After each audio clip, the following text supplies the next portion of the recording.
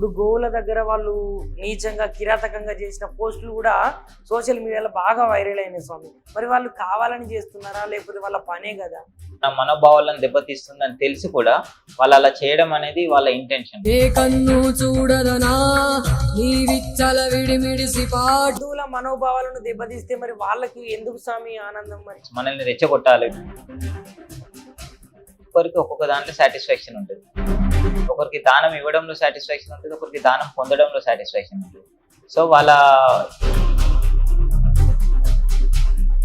మరి ఇటు గోవులను వాళ్లకు వధిస్తుంటే వధించద్దనేది హిందువులే, వీటిని పెంచి పోషించి వాళ్ళకి ఇచ్చేది హిందువులే. మరి ఎందుకు స్వామి ఇప్పుడు ఈ పోరాటానికి అసలు పర్యార్థం ఏమున్నది? అదొక వయసు మళ్ళిపోయిన తర్వాత అప్పుడు పనికి రాకుండా పోతుంది వాళ్ళ అవసరాలకి. పాలు ఇవ్వకపోవడం కానీ, బరువు లాగకపోవడం కానీ, తప్పని పరిస్థితుల్లో అమ్మాల్సి వస్తుంది రైతు. అందరికీ శనార్థుల్లా. ఇవాళ మన ముంగటికైతే ఒక ప్రత్యేకమైన మనిషిని తీసుకొని వచ్చిన. మరి ఆ లెవెల్ అంటే శ్రీ శ్రీ శ్రీ శివస్వామి గారు, కాళీమాత ఉపాసకులు, గట్లనే శివ సాధకులు. ఇక స్వామి ఈ సమాజంలో జరుగుతున్నటువంటి విషయాల మీద, గట్లనే సనాతన ధర్మం మీద మాట్లాడేందుకైతే ఇవాళ మన ముంగడికి వచ్చిండుల్లా. సరే, స్వామితోటి మనమైతే మాట ముచ్చట చేసే కార్యక్రమం అయితే ఒక్కసారి చేసుకుందాము. నమస్తే స్వామి. నమస్కారం స్వామి. ఓం నమ శివాయ. ఓం నమ శివాయ. హరహర మహాదేవ్ శంభో శంకర్. హరహర మహాదేవ్. స్వామి మంచిగున్నారా స్వామి?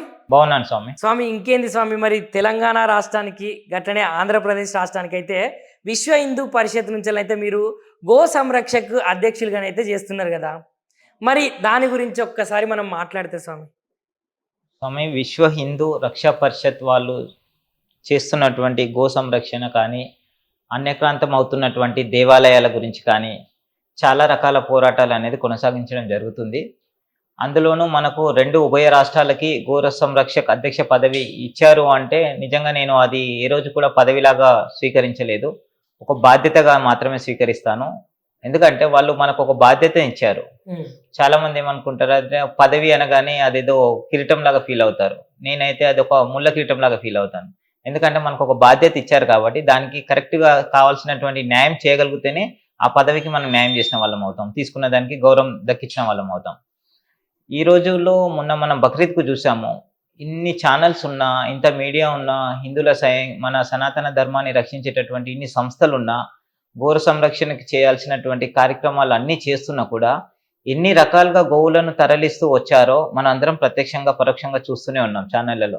కొన్ని సోషల్ మీడియాలలో కూడా ఏమైందంటే స్వామి, ఇప్పుడు గోవుల దగ్గర వాళ్ళు నీచంగా కిరాతకంగా చేసిన పోస్టులు కూడా సోషల్ మీడియాలో బాగా వైరల్ అయినాయి స్వామి. మరి వాళ్ళు కావాలని చేస్తున్నారా లేకపోతే వాళ్ళ పనే కదా? వాళ్ళకు కావాలనే చేస్తున్నారనే అనుకోవాలి. ఎందుకంటే వాళ్ళకు అదొక ఆనందం అలా చేయడం.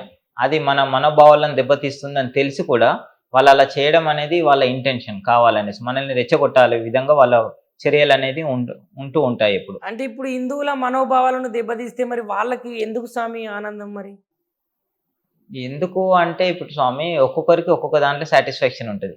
ఒకరికి దానం ఇవ్వడంలో సాటిస్ఫాక్షన్ ఉంటుంది, ఒకరికి దానం పొందడంలో సాటిస్ఫాక్షన్ ఉంటుంది. సో వాళ్ళ ఇంకా అది వేరే సబ్జెక్ట్ అవుతుంది మళ్ళీ అప్పుడు మాట్లాడితే. ఎందుకంటే పూర్వీకుల నుంచి పునాదుల నుంచి తవ్వుకుంటూ రావాల్సి వస్తుంది. అప్పుడు ఈ రోజు వచ్చింది కాదు కదా వాళ్ళ ఆచారము. ఆ సాంప్రదాయం అనేది ఏదైతే చెప్పుకుంటున్నారో గోవులను బలి ఇవ్వడం అనేది వాళ్ళు ఈ రోజు నుంచి వచ్చింది కాదు. మళ్ళీ పూర్వీకుల హిస్టరీలోకి పుట్టల్లోకి వెళ్తే, చరిత్ర పుట్టల్లోకి వెళ్తే కనుక సబ్జెక్టివ్ డైవర్షన్ అవుతుంది. ఇప్పుడు మనం గోవుల గురించి మాట్లాడుతున్నాం కాబట్టి మనం స్వీకరించినటువంటి గోవుల బాధ్యతను కింద స్థాయి నుంచి ఎక్కడైతే రూట్స్ ఉంటుందో అక్కడ నుంచి క్లియర్ చేసుకుంటూ రావడం అనేది నా యొక్క మోటో పెట్టుకున్నాను. వాళ్ళు మనకు బాధ్యతలు ఇచ్చారంటే ఈరోజు మనం గోవులను తరలిస్తున్నటువంటి వాహనాలను, లారీలని, కంటైనర్లను, లేకుంటే ట్రాలీలను ఆపడం కాదు నా మోటో. అసలు అక్కడికి ఎందుకు వస్తున్నాయి, ఎవరి ద్వారా వస్తున్నాయి, రావాల్సిన పరిస్థితి ఎందుకు ఏర్పడ్డది, కాబట్టి నేను అక్కడి నుంచి వెళ్తున్నాను. అంటే అందరూ ఏమవుతున్నారంటే వచ్చేదాన్ని ఆపుతున్నారు, ఆపి పోలీస్ స్టేషన్ తీసుకొని వెళ్తున్నారు. పోలీస్ స్టేషన్ తీసుకెళ్లిన తర్వాత ఏం చేస్తున్నాడు, వాడు మళ్ళీ మెడికల్ సర్టిఫికేట్ ఒకటి తీసుకొచ్చి ఇస్తున్నాడు. ఆ మెడికల్ సర్టిఫికేట్ తీసుకురావడం వల్ల సిఏ ఏం చేస్తున్నాడు, అది జెన్యునా ఫేకా అనేది వెరిఫై చేయడు, జస్ట్ డాక్యుమెంట్ ఉందా రిలీజ్ చేస్తున్నాడు. సో మన వాళ్ళు ప్రాణాలకు తెగించి కూడా వాటిని చేసి రాత్రి అనక అద్దుమ రాత్రి అనుకుంటా వాళ్ళ ప్రాణాలకు తెగించి కుటుంబాన్ని వదిలేసి రాత్రి 2 గంటలకు కంటైనర్ల వెనకాల 2 వీలర్స్ మీద పడి కూడా ఎంతో మంది ప్రాణాలు పోగొట్టుకున్న వాళ్ళు ఉన్నారు. కొంతమంది అడ్డు పెడితే అలా వాళ్ళను గుద్దేసి వెళ్ళిపోయిన లారీలు కూడా చూసాం మనం. కాబట్టి ఆ రకంగా కాదు మన పోరాటం. అసలు వాళ్ళకు రావాల్సిన వాళ్ళకు ఎందుకు తీసుకొస్తున్నారు, వాళ్ళకి ఎవరిస్తున్నారు? వాస్తవానికి ఈ రోజు మనము గోవుల గురించి మనం ఇంతగా మాట్లాడుకుంటున్నాము, కానీ గోవులను పెంచి పోషించేది ఎవరు? మన హిందువులే. అమ్ముతున్నది ఎవరు? హిందువులే. తినేది ఎవరు? ముస్లిమ్స్. కానీ మళ్ళీ తింటే పోట్లాడేది మనం గోలు పెట్టేది ఎవరు? హిందువులమే. స్వామి ఒక ముచ్చట స్వామి, మరి గోవులను పెంచి పోషించి మరి వేరే వాళ్ళకు హిందువులే అమ్ముతున్నారు కదా, మరి ఇటు గోవులను వాళ్ళకు వధిస్తుంటే వధించద్దనేది హిందువులే, వీటిని పెంచి పోషించి వాళ్ళకి ఇచ్చేది హిందువులే. మరి ఎందుకు స్వామి ఇప్పుడు ఈ పోరాటానికి అసలు పర్యార్థం ఏమున్నది? అందుకే ఇప్పుడు ఏం చేస్తున్నానంటే, ఇప్పుడు గోవు చిన్నతనంలో దూడలాగా ఉన్నప్పుడు, లాగలాగా ఉన్నప్పుడు దాన్ని పెంచి పెద్ద చేసిన తర్వాత గోవు వల్ల మనం ఎన్ని ప్రయోజనాలు పొందగలుగుతామో అన్ని పొందుతున్నాము. అది ఎద్దు అయినా ఆవు అయినా కూడా ఎన్ని రకాల ప్రయోజనాలు పొందాలో పొందుతున్నాం. అది ఒక వయసు మళ్ళిపోయిన తర్వాత అప్పుడు పనికి రాకుండా పోతుంది వాళ్ళ అవసరాలకి. పాలు ఇవ్వకపోవడం కానీ, బరువు లాగకపోవడం కానీ, ఇలాంటప్పుడు ఏం చేస్తారు, దాన్ని మళ్ళీ వీళ్ళ గాసం పెట్టి పోషించాలి. ఆ పరిస్థితి అనేది రైతు దగ్గర లేకుండా పోతుంది. అప్పుడు ఏం చేస్తాడు రైతు? దాన్ని చూస్తూ చూస్తూ ప్రాణాలు పోగొట్టలేడు. సరే, దాని మీద ఉన్న ప్రేమ మమకారం ఎన్నో సంవత్సరాలు పెంచి పెద్ద చేస్తాడు. అతనికి అమ్మాలంటే కూడా బాధనే, కానీ గాసం పెట్టి అమ్మలేని పరిస్థితి, దాన్ని పోషించలేని పరిస్థితిలో తప్పని పరిస్థితుల్లో అమ్మాల్సి వస్తుంది రైతు. కాబట్టి దాన్ని మనం ఏ రకంగా ఎందుకు అది ఒక 5,000కు 10,000కు అమ్ముతాడు. అది అల్కబీరుకు కటింగ్కి వెళ్తుంది. కటింగ్కి వెళ్ళిన తర్వాత అది ఇంకేమేమి అవుతుంది అనేది అందరికీ తెలుసు. ఆ రకంగా పోకుండా ఆపాలనేదే నేను తీసుకున్నటువంటి సంకల్పం. ఇప్పుడు రైతుల దగ్గరికి వెళ్ళి మండల్ లెవెల్లో, జిల్లా లెవెల్లో, విలేజ్ లెవెల్లో ప్రతి దగ్గర ఒక రైతు సమావేశం పెట్టి రైతు రచ్చబండ అయితే ఎలా అయితే ఉంటుందో ప్రతి విలేజ్లో ఒక రచ్చబండ అనేది ఉంటుంది, ఒక కమిటీ హాల్ ఉంటుంది. అక్కడ రైతులను అందరితో అక్కడ ఉన్నటువంటి ఊరు సర్పంచ్తో ఒకసారి మాట్లాడి రైతులతో సమావేశం ఏర్పాటు చేసి, మీరు పోషించగలిగేటటువంటి గోవులను మీ దగ్గర ఉంచుకోండి, మీరు పోషించలేను మీకు భారం అనుకున్నటువంటి గోవులను మన సంస్థ ఒక బోర్డు ఏర్పాటు చేసి మన నంబర్ పెడుతున్నాము, ఆ గోవులను మనకి ఇచ్చేయమని చెప్తున్నాము. ఎందుకు అంటే వాళ్ళు 5,000కు 10,000కు అమ్ముతుంటే దాన్ని మనం పెంచి పెద్ద చేసి మన పిల్లలకు చిన్న గాయం తగులితేనే మనం తట్టుకోలేము. అలాంటిది దాన్ని అన్ని సంవత్సరాలు పెంచి పెద్ద చేసి దాని ద్వారా ఎన్నో లాభాలు పొంది అది అమ్ముతున్నాం అంటే చంపడానికి ఇస్తున్నామని తెలుసు. సో ఆ బాధ కూడా వాళ్ళకు కూడా మిగలకుండా ఉండడానికి మన ఏవైతే మన ఉన్నాయో అంటే మన హిందువుల మనోభావాలు దెబ్బతినకుండా ఉండాలి అనుకుంటే అది వాళ్ళకి వెళ్లకుండా ఉంటే సరిపోతుంది. అలాంటి వాటి అన్ని తీసుకొచ్చి నేను నా గోశాలలో ఏర్పాటు చేసుకోవాలని చూస్తున్నాను. వాటికి అంటే నేను పెంచి పోషించుకోవాలని లేదు. ఒకవేళ వాళ్ళు అమ్మడం ఇష్టం లేదు స్వామి, కానీ మేము పోషించలేము, మాకు గాసం ఇస్తే సరిపోతుంది అంటే అలాంటి వాళ్ళు పెంచి పోషించుకుంటా అన్న వాళ్ళకి గాసం ఇస్తాను. అంటే దానికి దానా కూడా మీరే ప్రొవైడ్ చేస్తాను.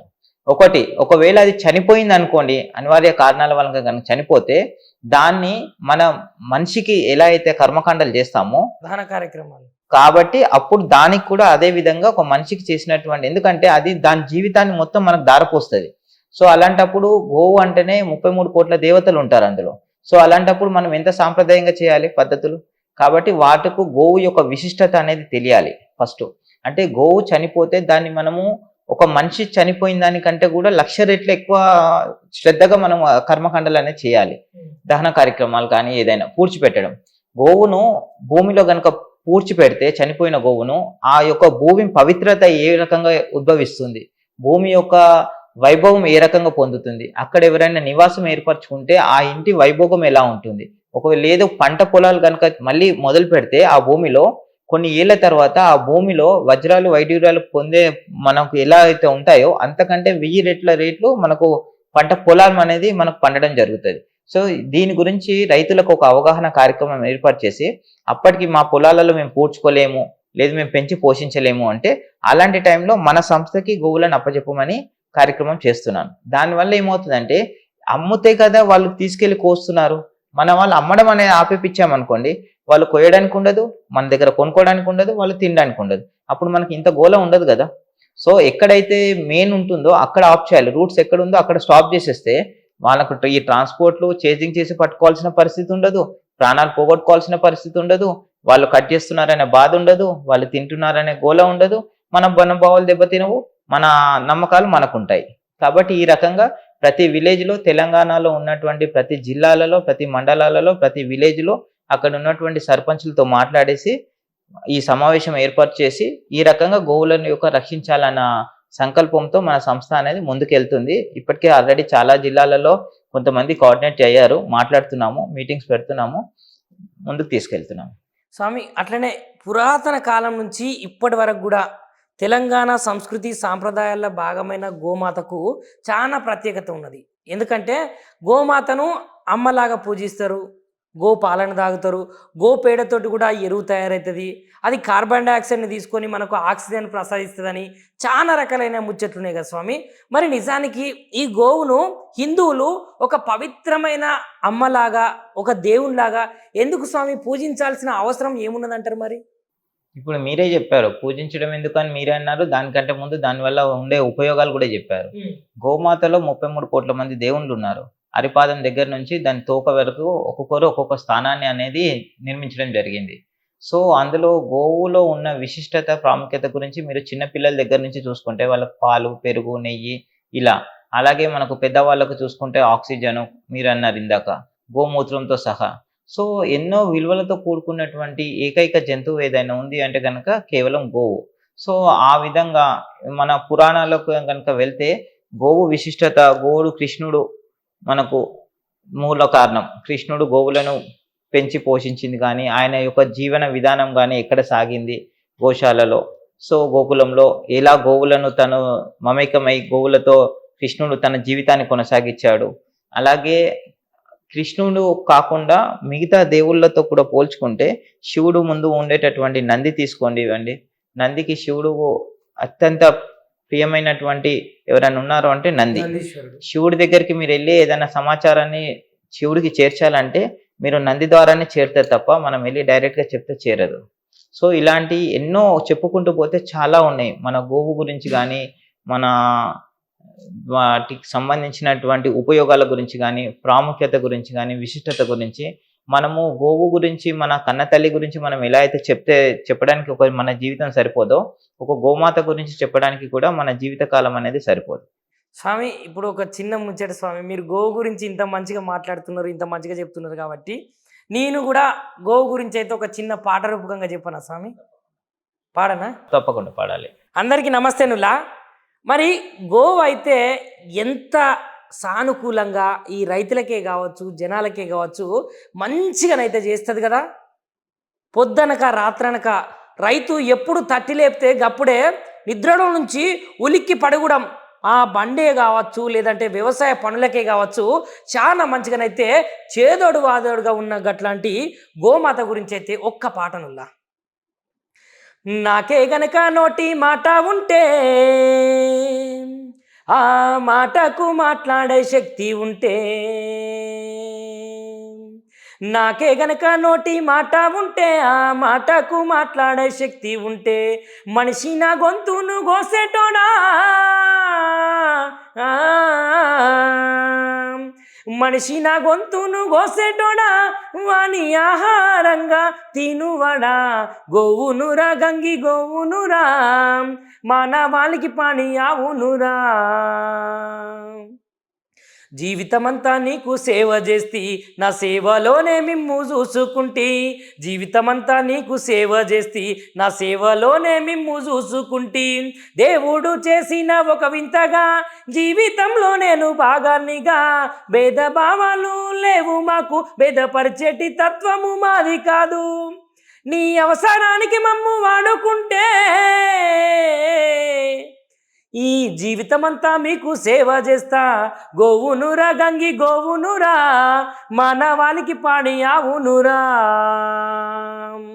దేవుడిచ్చిన ఆజ్ఞ తీసుకొని ఆవునై పురుడు పోసుకొని, దేవుడిచ్చిన ఆజ్ఞ తీసుకొని ఆవునై పురుడు పోసుకొని, మానవ జాతికి సేవే చేసి గంగి గోవుగా పేరు మోసి, పుట్టేడు సేద్యాన్ని కోర్చుకున్నా, నా దూడలోనే మిమ్ము చూసుకున్నా, కరుణ లేక నా జీవట్లా తీసేస్తే నిర్జీవమై చచ్చిపోతా ఉన్నా, గోవునురా గంగి గోవునురా, మానవాళికి పాడి ఆవునురా.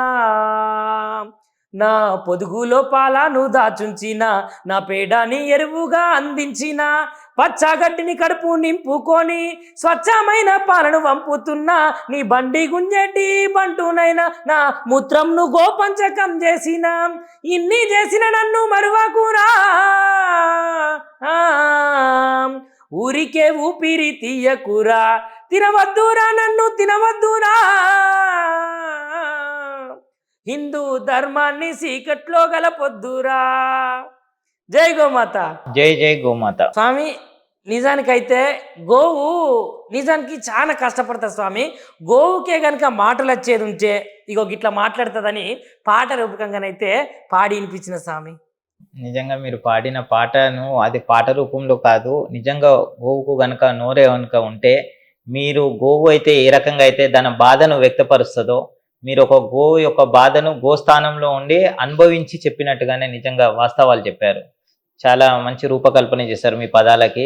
ఒక గోవు బాధను సామాన్య జనాలకు తెలియని వాళ్ళకు, అసలు గోవు విశిష్టత కాదు కదా, అసలు గోవు అంటే ఏందో తెలియని వాళ్ళకు కూడా ఈ పాట రూపంలో చేరాలి. ఖచ్చితంగా మన హిందువులు ఇప్పటికైనా కళ్ళు తెరవాలి. గోమాత యొక్క ప్రతి ఇంట్లో ఎన్నో రకాల జంతువులను పెంచుకుంటారు. పిల్లులను పెంచుకుంటారు, కొంతమంది కుక్కలను పెంచుకుంటారు, కొంతమంది పావురాలను పిచ్చుకలను పెంచుకుంటారు.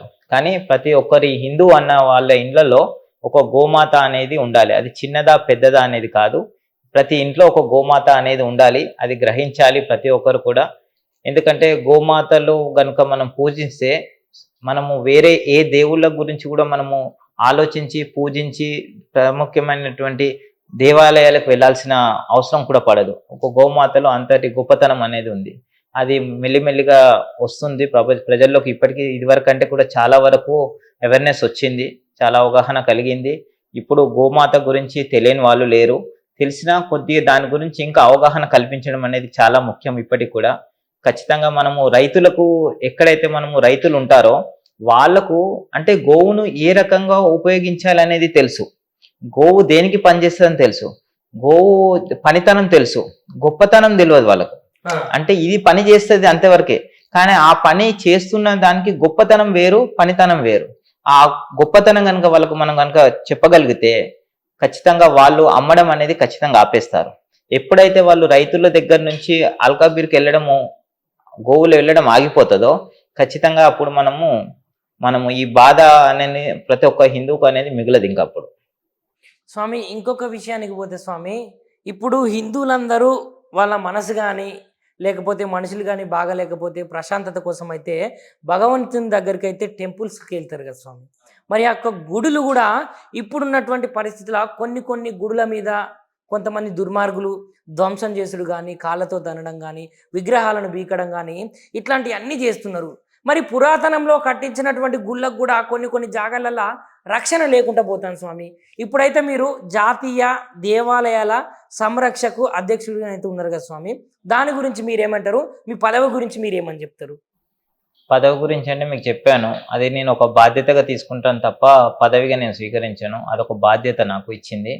ఇంకా జాతీయ స్థాయిలో దేవాలయాల పరిరక్షణకు వస్తే, ఇది వరకు మనకు దేవాలయాలు ఏవైతే ఉండేనో చరిత్ర పుటల్లోకి వెళ్ళి చూసుకుంటే ఈ రోజు కాదు దేవాలయాల మీద దాడులు. కొన్ని వేల సంవత్సరాల ముందు నుంచి కూడా పవిత్రమైనటువంటి ఎంతో రాజులు, శూరులు ఆ సమయంలో కూడా దేవాలయాల మీద దాడులు అనేది కొనసాగించారు. ఎన్నో విలువైనటువంటి, ఈ రోజుకి కూడా ఇంత టెక్నాలజీ ఉన్నా కూడా నిర్మించలేనటువంటి దేవాలయాలను ఆ కాలంలోనే నిర్మించారు. వాటిని కూడా దాడి చేయడం జరిగింది, వాటిని కూడా శిథిలావస్థకు తీసుకెళ్ళడం. సో ఇది అనేది అనాది కాలంగా వస్తున్నటువంటి ఒక నీచ నికృష్ట చర్యగానే మనం భావించాలి. ఎందుకంటే వాళ్ళకు తెలుసు సనాతన ధర్మం అంటేనే శాశ్వతమైనటువంటి ధర్మం, దీనికి ఆది అంతం అనేది లేదు. ఎప్పుడు పుట్టింది సనాతన ధర్మానికి ఈ రోజుకు కూడా కరెక్ట్ ఆధారాలు లేవు నిర్ణయించడానికి. దీని తర్వాత ఇంకేదైనా ఉందా అంటే కూడా ఏది లేదు. ఎందుకంటే ఒక ఇస్లామిక్ తీసుకోండి, ఒక క్రిస్టియానిటీ తీసుకోండి, 15,000 సంవత్సరాలు 200 సంవత్సరాలు అనేది 2000 సంవత్సరాలని చెప్పుకోవడానికి ఉంది. కానీ ఈ రోజుకు కూడా ప్రపంచం నలుమూలల మీరు ఎక్కడైనా శోధించండి, ఈ రోజుకి కూడా మన సనాతన ధర్మానికి సంబంధించినటువంటి అవశేషాలు కానీ ఆధారాలు కానీ మనకు ప్రతి చోట అడుగడుగున కనబడుతూనే ఉన్నాయి. కాబట్టి మన ధర్మాన్ని రక్షించుకోవాల్సిన బాధ్యత ఆ రోజు నుంచి మన హిందువులు పోరాడుతూనే ఉన్నాము. ఈ రోజుకు పోరాటం కొనసాగుతూనే ఉంది. ఇక మీదట కూడా మన పోరాటం అనేది కొనసాగుతూనే ఉండాల్సిందే కూడా. ఎందుకు ఇది అంటే, ఈ రోజు ఒక వస్తువు కానీ, ఒక యంత్రం కానీ, ఒక మనిషి కానీ ఎప్పుడైతే నిత్యం పని చేస్తూ ఉంటాడో అది అనేది పర్ఫెక్ట్గా ఉంటుంది. దేవాలయాల మీద కనుక మన దృష్టి సారించకపోతే, నాకెందుకులే అనుకుంటే, ఖచ్చితంగా మనము మన దేవాలయాలను చాలా వరకు ఒకానొకప్పుడు, ఇప్పుడు కాదు, ఒకానొకప్పుడు చాలా దేవాలయాలను మనం కోల్పోవడం జరిగింది. ఇప్పుడు కూడా మనం దేవాలయాలను కనుక మనం నిత్యము పరిరక్షించుకోవాల్సిన బాధ్యత కనుక తీసుకోకపోతే, కొన్ని రోజులకి దేవాలయాలు ఉండేనేమో అనే పరిస్థితి వస్తుంది అని వాళ్ళు అనుకుంటున్నారు. కానీ అది ఎప్పటికీ రాదు. ఎందుకంటే సనాతన ధర్మం అంటేనే శాశ్వతమైన ధర్మం. కాబట్టి ఖచ్చితంగా మన దేవాలయాలను రక్షించుకోవాల్సిన బాధ్యత ఒక పదవి ఉన్న నాకే కాదు, పదవి ఇచ్చిన సంస్థకి కాదు, హిందువై పుట్టిన ప్రతి ఒక్క వ్యక్తికి, అది ఆడ కానీ, మగ కానీ, చిన్న పిల్లలు కానీ, మధ్య వయస్సులు కానీ, వృద్ధులు కానీ, ప్రతి ఒక్కరికి అది వాళ్ళ దినచర్యలో ఒక భాగము, వాళ్ళ జీవితంలో ఒక భాగం అది. కాబట్టి ప్రతి ఒక్కరు కూడా నాకెందుకులే, ఒక ఆర్ఎస్ఎస్ ఉంది, ఒక బీజేపీ ఉంది, ఒక బజరంగ్ దళ్ ఉంది, ఒక హిందూ వాహిని ఉంది, ఒక విశ్వ హిందూ మహాపరిషత్, ఇలా కాదు, సంస్థలు కాదు. నాకు నేనుగా నా ధర్మాన్ని రక్షించాల్సిన బాధ్యత నాకంటూ ఉంది. ఇప్పుడు నా ఇంట్లో సమస్య వచ్చినప్పుడు నేను పోరాడతాను. అలాగే భారతదేశం మొత్తం కూడా మన ఇల్లు లాగే. కాబట్టి భారతీయులందరూ కూడా మన తోటి సహోదరులు, మన తోబుట్టువులు, బంధువులు అనుకుంటే కనుక ఖచ్చితంగా ఒక హిందువుకు ఆపదొచ్చినా నిలబడాలి, ఒక దేవాలయంకి ఏదైనా విపత్తు ఏర్పడినా మనం పోయి నిలబడాలి, మన మద్దతు తెలపాలి. అలాంటి పరిస్థితి రాకుండా ముందు చర్యగా మనం ఏ రకంగా జాగ్రత్తలు తీసుకుంటామో అలాంటివన్నీ తీసుకోవాలి. ఖచ్చితంగా ప్రతి ఒక్కరం కూడా మన వంతుగా మన దేవాలయాల రక్షణ గురించి, నేను ఆవుల గురించి ఎలా అయితే చేస్తున్నానో చెప్పాను మీకు, ఏ రకంగా ముందుకు తీసుకెళ్తాని, దేవాలయాల పరిరక్షణ మీద కూడా ఇక మీదట దాడులు అనేది కొనసాగించకుండా ఉండాలి, కొనసాగొద్దు, మన దేవాలయాలు ఎక్కడ కూడా మళ్ళీ నష్టపోవద్దు మనం అనుకుంటే, ఇదివరకు మనకు పూర్వకాలంలో క్షేత్రం అనే దాన్ని రక్షించడానికి క్షేత్రపాలకులు అనేది ఉండేవాళ్ళు ఇద్దరు. ఖచ్చితంగా ప్రతి దేవాలయానికి క్షేత్రపాలకులు అనేది ఉండేవాళ్ళు. అంటే వాళ్ళ పని ఏంటంటే, ఇప్పుడు మనము కార్పొరేట్ కల్చర్ వచ్చింది కాబట్టి గేటెడ్ కమ్యూనిటీ దగ్గర సెక్యూరిటీలను పెట్టుకుంటున్నాము, సెక్యూరిటీ అంటున్నాం. అప్పుడు దేవాలయాలకు సెక్యూరిటీ అన్నమాట క్షేత్రపాలకులు అంటే మీరు అనొచ్చు, ఇక్కడ దేవుడికి సెక్యూరిటీ ఏంది స్వామి, దేవుడిని ఎందుకు రక్షించాలి, దేవుడు కాపాడుకున్నప్పుడు దేవుణ్ణి మనం కాపాడితే మరి దేవుడు మనల్ని ఎలా కాపాడతాడనే మూర్ఖులు కూడా ఉన్నారు మన హిందువుల్లో. దేవునికి సెక్యూరిటీ పెడితే మరి దేవుడు కాపాడుకున్నప్పుడు మన హిందువులను ఏం కాపాడుతాడనే కొంతమంది సెక్యులరిజం ముసుగులో ఇప్పటికి ఉన్నారు, మూర్ఖులు అంటారు వాళ్ళని. సో అలాంటి వాళ్ళ గురించి చెప్తున్నాను. దేవుణ్ణి మనం రక్షించాల్సిన పని లేదు. మనము మన ధర్మాన్ని, మన సాంప్రదాయాలని, మన ఆచారాలను మనం కాపాడుకుంటున్నాం. అంటే అక్కడికి వచ్చి వేరేవాడు దుశ్చర్యలు చేయకుండా కాపాడుతున్నాం, దేవుని కోసం పెట్టలేదు. మన ఆలయ పవిత్రతను కాపాడడానికి మాత్రమే క్షేత్రపాలకులు అంటే చాలా మంది అనుకుంటే దేవుణ్ణి కాపాడడానికే. దేవుణ్ణి ఎవరు కాపాడాల్సిన పని లేడు, దేవుణ్ణి మిమ్మల్ని కాపాడుతున్నాడు అనేది గ్రహించాలి. ఆ యొక్క పవిత్రమైన స్థలం ఏదైతే ఉంటుందో దాన్ని కాపాడడం వాళ్ళ బాధ్యత, అంటే క్షేత్రాన్ని కాపాడడం. కాబట్టి వాళ్ళు క్షేత్రపాలకులు అంటారు.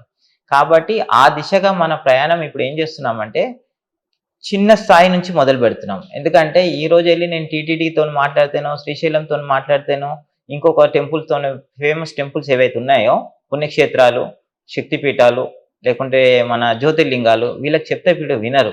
ఏదైనా కింద స్థాయి నుంచి మొదలవ్వాలి కాబట్టి గ్రామ స్థాయి లెవెల్ నుంచి తీసుకెళ్తున్నారు. అది చిన్న గుడి ఎందుకు కానీ, మీ ఇంటి పక్కన ఉందా, రోజు దాన్ని పరిరక్షించాల్సిన బాధ్యత నీది. ఒక చిన్న కాలనీ ఉంది, కాలనీలో కమిటీ ఉంటుంది ఖచ్చితంగా. వాళ్ళంటూ ఒక సొసైటీ ఏర్పడతారు. ఆ సొసైటీలో వాళ్ళు, కాలనీలో ఉన్న వాళ్ళు ఆ టెంపుల్ను ఫెస్టివల్స్ టైంలోనే మాత్రమే దర్శనానికి వెళ్తారు. మిగతా టైంలో రెగ్యులర్గా వెళ్ళే వాళ్ళు, కొంతమందికి పద్ధతిగా ఉన్న వాళ్ళు వెళ్తారు, కొంతమందికి అలవాటు లేని వాళ్ళు వెళ్ళరు.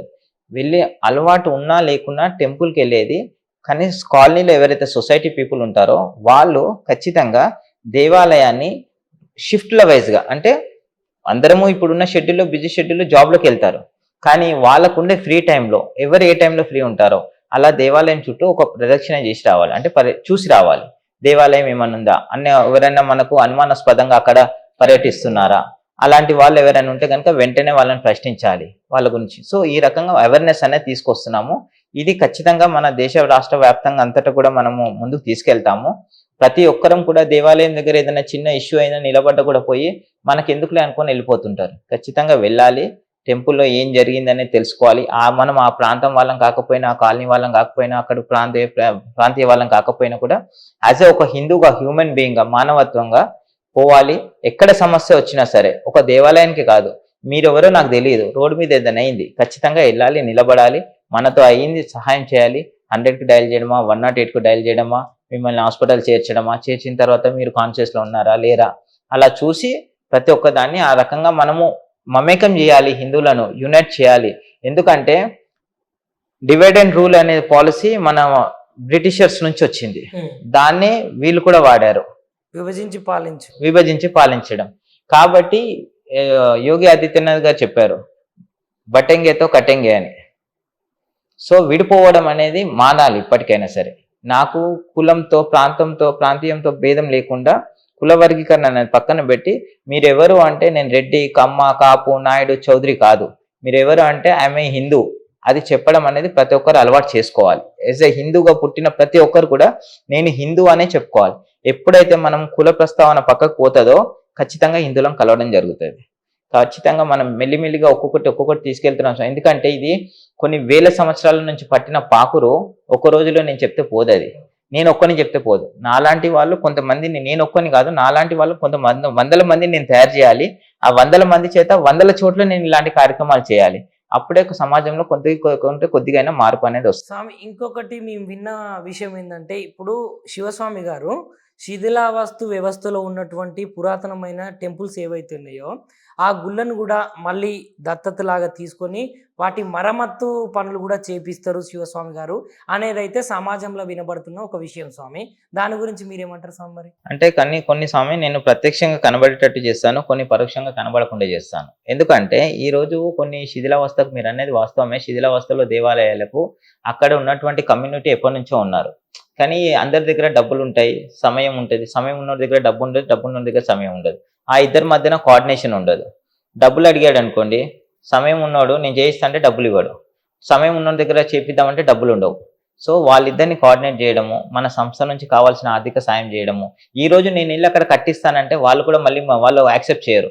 మీరెవరో బయట నుంచి వచ్చి కట్టిస్తే ఆ పేరు మీకు, క్రెడిట్ మీకు వెళ్తుంది అనే వాళ్ళు ఉన్నారు.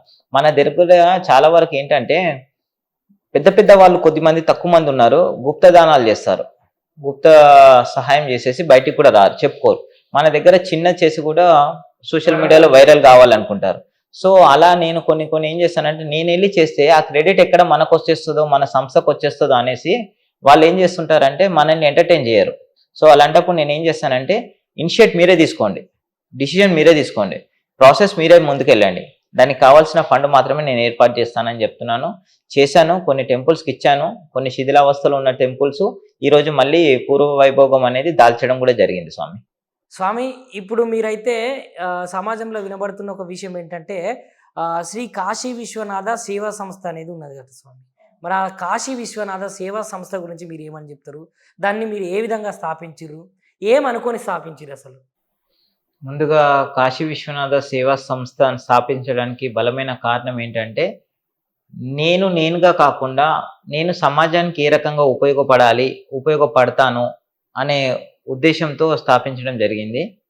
ఇందులో ఎటువంటి స్వార్థం లేకుండా, ఎటువంటి స్వలాభం కోసం ఆలోచించకుండా, పూర్తి నా యొక్క నిస్వార్థమైనటువంటి లాభాపేక్ష ఆశించకుండా, నిస్వార్థంగా సమాజానికి మన ధర్మాన్ని రక్షించే దిశగా, మన హిందువులను అందరినీ కలిపే దిశగా, మన గోమాతను రక్షించే దిశగా, అనాథ బాలబాలికలకు నేనున్నాననే భరోసా కల్పిస్తూ, మన ప్రపంచంలో ఉన్నటువంటి హిందువులనందరినీ ఏకం చేస్తూ, ఇప్పుడున్నటువంటి సమాజానికి, యువతకు ఒక దిశ అనేది ఏర్పాటు చేస్తూ, మార్గదర్శకంగా ఒక దిశ నిర్దేశం చేస్తూ, యువతులకు ఎక్కడ ఎలాంటి అన్యాయం జరిగినా మన సంస్థ మేమున్నాము మీకు అండగా అంటూ, అది స్త్రీలకు కానీ పురుషులకు కానీ, పురుషులకు వాళ్ళకు ఉద్యోగ రీత్యా, వ్యాపార రీత్యా మనతోని తోచినంత సహాయం చేస్తూ, వాళ్ళకి హిందూ ధర్మం వైపు నడిపిస్తూ, హిందువులం అందరం ఏకమవుతూ ముందుకెళ్ళాలి. అలాగే అనాథ పిల్లలు ఉన్న వాళ్ళకి మన సంస్థ నుంచి వాళ్ళకు చేయూతను అందించి, వృద్ధులకు మనము వాళ్ళ వయసులో ఉన్నటువంటి పిల్లలు వదిలేసి విదేశాలకు వెళ్ళిపోయినప్పుడు వాళ్ళు వృద్ధాప్యంలో పడుతున్నటువంటి ఇబ్బందులకు మేమున్నామనే ఒక చేయూతనిచ్చి బాసటగా వాళ్ళకు నిలబడడానికి ఇలా ఒక్కటని కాదు స్వామి, మన సంస్థ నుంచి ఎన్నో రకాలుగా ఎన్నో సేవా కార్యక్రమాలను ముందుకు తీసుకెళ్ళాలి. ప్రజల్లో మనం ఎప్పుడూ మమేకమై ఉండాలి. ప్రజలతో మమేకం అయితే తప్ప ప్రజల్లో ఉన్నటువంటి ఇబ్బందులు ఏంటి అనేది మనకు తెలియవు. తెలిసిన దానికి ఖచ్చితంగా మన వైపు నుంచి మనం చేయాలి. నేను దగ్గర నుంచి చూస్తున్నటువంటి సేవా కార్యక్రమాలను హిందువులకు సఖ్యత లేకపోవడం అంటే దాని మీద ఒకరికి ఈర్ష్యాలు, ద్వేషాలు, పగలు, ప్రతీకారాలు, కొంతమందికి ఈగో, నాకెందుకు అనుకునే ఇలాంటి అన్ని తొలగినప్పుడే మనం అనేది కలిసి ఉండడం జరుగుతుంది. అలాంటి మనస్పర్ధలు తొలగించి ఒకరి మీద ఒకరికి ప్రేమాభిమానాలు ఏర్పడేటట్టుగా ఉంచి ఒకరితో ఒకరు గౌరవపూర్వకంగా సంప్రదింపులు కొనసాగిస్తూ మన సమాజానికి మనం ఏ రకంగా కలిసి ఉంటే దేశానికి ఏ రకంగా మనం ఉపయోగపడతాము. ఇప్పుడు కొన్ని సంస్థలు చూడండి, కార్పొరేట్ సెక్టార్ తీసుకోండి, గవర్నమెంట్ సెక్టార్స్లలో ఒక దేశాన్ని కాపాడాలంటే ఆర్మీ బార్డర్లో మన ఆర్మీ జవాన్లు ఉంటారు. అందులో డిఫరెంట్ రిలీజియన్స్ వాళ్ళు ఉంటారు, కానీ వాళ్ళందరూ ఏకంగా పనిచేస్తారు. సో అలాగే ఒక బార్డర్లో ఉండి దేశాన్ని కాపాడితే సరిపోదు, దేశం లోపల కూడా ఆ ప్రేమ, సఖ్యత, అనురాగం అనేది ఉండాలి. ఖచ్చితంగా హిందూ అన్నప్పుడు కూర్చొని మాట్లాడితే సమస్య పరిష్కరించబడిందంటూ ఏది లేదు. ఆ కూర్చుని సమస్య మీద మనము ఏదైనా సమస్య గురించి క్లుప్తంగా దాని గురించి విడమర్చి మాట్లాడుకొని దాని గురించి కావాల్సినటువంటి అవగాహన లోపాలు తొలగించుకొని మమేకం అవ్వాలన్న సఖ్యత లేకపోవడం వల్లనే కొన్ని సంస్థలు ఈరోజు కలిసి పనిచేయలేకపోతున్నాయి. ఈ రోజుకు కూడా మన హిందూ ధర్మాన్ని రక్షించడానికి గల్లీకి ఒక కిరాణా షాప్ లాగా గల్లీకి ఒక సంస్థ ఏర్పడ్డది. చాలా సంస్థలు ఉన్నాయి, కానీ అందరూ చేసేది మోటో ఒకటే, ఎజెండా ఒకటే, కానీ ఒకరితో ఒకరు కలిసి పనిచేయమంటే చేయరు. కొన్ని సంస్థలు ఉన్నాయి, నేను పేర్లు చెప్పను, మేబీ నేను కూడా అందులో ఒకటే వన్ ఆఫ్ అయిండొచ్చు. ఇప్పుడు వేరే వాళ్ళ మోటో వాళ్ళు చెప్పినట్టుగా నేను చేయాలంటే చేయలేను, ఆ రకంగా ఏర్పడ్డాయి. కానీ ఎజెండా గోల్ వచ్చేసి అందరిది ఒకటే, కానీ కలిసి పనిచేయం. కొన్ని సంస్థలు ఉన్నాయి, పిలవకపోయినా ఏదైనా కార్యక్రమం ఉందంటే వచ్చేస్తారు. నాకు కొన్ని కార్యక్రమాలు ఉన్నాయంటే వితౌట్ ఇన్విటేషన్ కూడా నేను వెళ్ళిపోతాను. ఎందుకంటే that is my responsibility as a హిందూగా, ఒక హ్యూమన్ బీయింగ్గా, ఒక ఇండియన్గా, నాకు ఆ సిటిజన్గా నాకు రైట్ ఉంది. నా ధర్మాన్ని రక్షించాల్సిన బాధ్యత నాకుంది. పేరెంటానికి వెళ్ళట్లేదు కదా, పిల్లని పేరెంటానికి వెళ్ళొద్దు అంటారు, కానీ ధర్మాన్ని రక్షించాలనుకున్నప్పుడు మన బాధ్యత.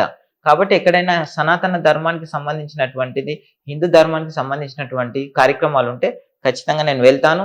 నా వంతు పాత్ర ఏముంటుందో అక్కడ నేను పోషించి వస్తాను. అలాగే అందరూ సంస్థలు కూడా ఏకమయ్యి మనం అందరం కలిసి ఒక చెట్టు కింద గూటి కింద పక్షుల్లాగా ఉండి కనుక మనము కార్యక్రమాలను తీసుకెళ్తే ఇంకా మన ధర్మాన్ని ఇంకా ముందుకు తీసుకెళ్ళి నెక్స్ట్ రాబోయే తరాలకి ఏం నేర్పిస్తాము అనేది మనము కూర్చొని డిస్కస్ చేసుకొని నెక్స్ట్ జనరేషన్కి ఇప్పుడు మన సంస్థ నుంచి పిల్లలను తయారు చేయాలనేది నాకు ఇంపార్టెంట్. ఇప్పుడు ఆర్ఎస్ఎస్లో ఒక కార్యకర్తలు ఉంటారు, వాళ్ళందరూ అక్కడ స్థాయితో సంబంధం లేదు, అందరూ ఒకటే స్థాయి అక్కడికి వచ్చాక. కాబట్టి మన సంస్థ నుంచి కూడా ఏంటంటే నెక్స్ట్ జనరేషన్ పిల్లలను తయారు చేయాలి. ఇప్పుడు 40 years 50 years వాళ్ళకు కూర్చొని మనం ధర్మం గురించి బోధించాల్సిన పని లేదు, వాళ్ళది అయిపోయింది, ఏజ్ అయిపోయింది, వాళ్ళు ధర్మం గురించి తెలుసు కాబట్టి ఈ రోజు వరకు కొనసాగారు. నెక్స్ట్ జనరేషన్ డైవర్ట్ అవ్వకుండా ఉండాలి అంటే మన ధర్మంలో ఉన్నటువంటి గొప్పతనం ఏంది, నీతి ఏంది బోధించాలి వాళ్ళకి. అక్కడ ఉన్నటువంటి వాళ్ళకి ఒక చిన్న కమిటీ హాల్ లాంటిది, ఒక దేవాలయం, దైవానికి సంబంధించింది ఆధ్యాత్మిక కార్యక్రమం కాబట్టి అక్కడ ఒక చోట్లో ఒక 10 మంది పిల్లలతో ఏర్పాటు చేసి అక్కడ బాగా పాండిత్యం ఉన్నటువంటి వాళ్ళతోనే భగవద్గీత చెప్పించడం కానీ, దేవుళ్ళ గురించి, కృష్ణుడి గురించి కానీ, రాముడి గురించి కానీ, శివుడి గురించి కానీ, అమ్మవార్ల గురించి కానీ చెప్పించడం అనేది చేస్తున్నాము. ఖచ్చితంగా మన సొంత ఆశ్రమం కనుక నిర్మించినప్పుడు ఖచ్చితంగా అక్కడ వేదం కూడా బోధించడం జరుగుతుంది. వేదం అంటే కేవలం ఒక వైశ్యాస్ నేర్చుకోవాలి అనేది కాదు, వీళ్ళు బ్రాహ్మిన్స్కి సంబంధించిందని కాదు, వేదం ఎవరైనా నేర్చుకోవచ్చు. దానికి కొన్ని కట్టుబాట్లు ఉంటాయి, వాటిని ఆచరిస్తూ అందరం కూడా ఆ దిశగా కూడా ప్రయాణించవచ్చు.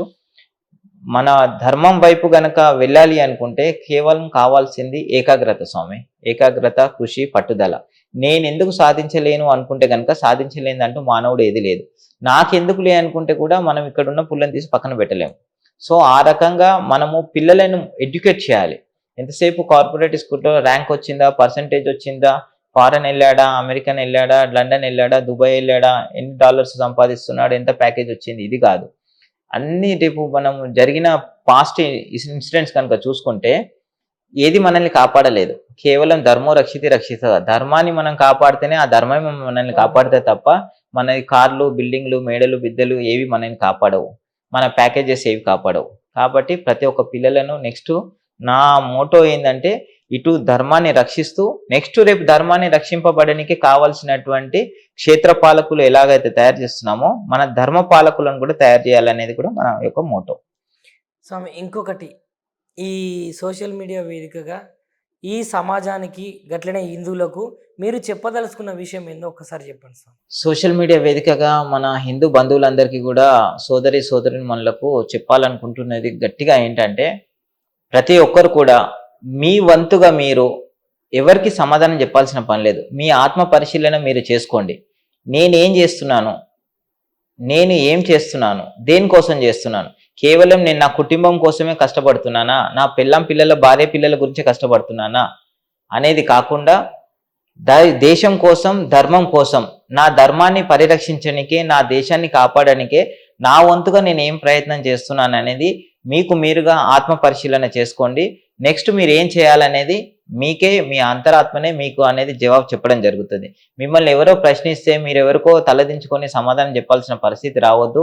అందులో చిన్నపిల్లలు కానివ్వండి, యువకులు కానివ్వండి, యువతులు కానివ్వండి, ఉద్యోగస్తులు కానివ్వండి, గృహిణీలు కానివ్వండి, ప్రతి ఒక్కరు కూడా నాకేమవుతుంది అని అనుకోకండి. ఖచ్చితంగా ప్రతి ఒక్కరిలోనూ దేవుడు అందరినీ అదే రకంగా పుట్టించాడు. కాకపోతే అది మనం పెరిగే వాతావరణ రీత్యా, మన పరిస్థితుల రీత్యా, మన విధి విధానాల రీత్యా మన మనస్తత్వాలు అనేది ఏర్పడుతుంది. ఖచ్చితంగా ప్రతి ఒక్కరిలోనూ ఏదో ఒక శక్తి దాగి ఉంటుంది. అది మీకు మీరుగానే గుర్తించుకోవాలి. ఎవరు కూడా మనల్ని గుర్తించరు. మనలో ఉన్నటువంటి శక్తిని మనమే గుర్తించి బయటికి తీసుకురావాలి. మీరు ఇంకొకరికి దిశానిర్దేశం చేసే దిశగా మీ బాటను మీరు మర్చుకోండి. మీరు బాట వేయండి, నలుగురిని మీ వైపు నడిపించండి, ధర్మం వైపు నడిపించండి. మీ వంతుగా మీరు ప్రయత్నం చేయండి. ఖచ్చితంగా ధర్మాన్ని నేను రక్షిస్తే ఆ ధర్మమే రేపు నన్ను, నా కుటుంబాన్ని కాపాడుతుందన్న ప్రగాఢమైనటువంటి నమ్మకంతో మీరు ముందుకు వెళ్ళండి. మీలాంటి వాళ్లకు ఏదైనా కావాలి అనుకుంటే గనక ఆపద సమయంలో మీలాంటి వాళ్లకు అండగా బాటసగా నిలబడడానికి శ్రీ కాశీ విశ్వనాథ సేవా సంస్థ మీ అందరికి ఎప్పుడు అండగా ఉంటుంది.